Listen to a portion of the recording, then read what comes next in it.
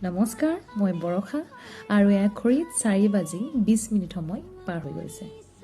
আজি লৈ আহিছোঁ বেছিজিল মনৰ কিছু অনুভৱ, মেটেৰিয়েলিষ্টিক পৃথিৱীখনৰ কথাৰ মাজত কিছুমান মায়া লগা অনুভৱ।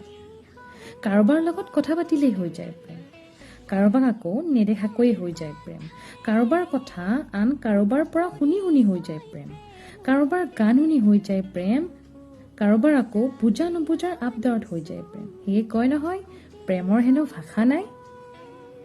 প্ৰেমৰ এটি মূল উপাদান হ'ল অভ্যাস। ক'বলৈ ভাল যে ভাল পোৱাক আমি অভ্যাস কৰি ল'ব নেলাগে, কিন্তু উশাহটি লোৱা আৰু এৰা জানো অভ্যাস হ'ব পাৰে? ই আমাৰ লাগতিয়াল, ই আমাৰ প্ৰেৰণা, ই আমাৰ উৎসাহ। প্ৰেম আমাৰ আত্মা। সেয়ে অভ্যাসৰ সুতিতেই প্ৰেমৰ সৃষ্টি।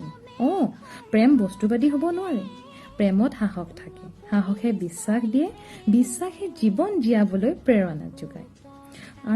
আৰু যদি হঠাৎ বিশ্বাসটি নোহোৱা হৈ যায়, তেতিয়া কি কৰিব? তেতিয়া আপুনি পৰিণাম হয় প্ৰায় এনেকুৱা যে শৰীৰটো থাকে, কিন্তু আত্মাটিৰ মৃত্যু হৈ পৰে চিৰদিনৰ বাবে।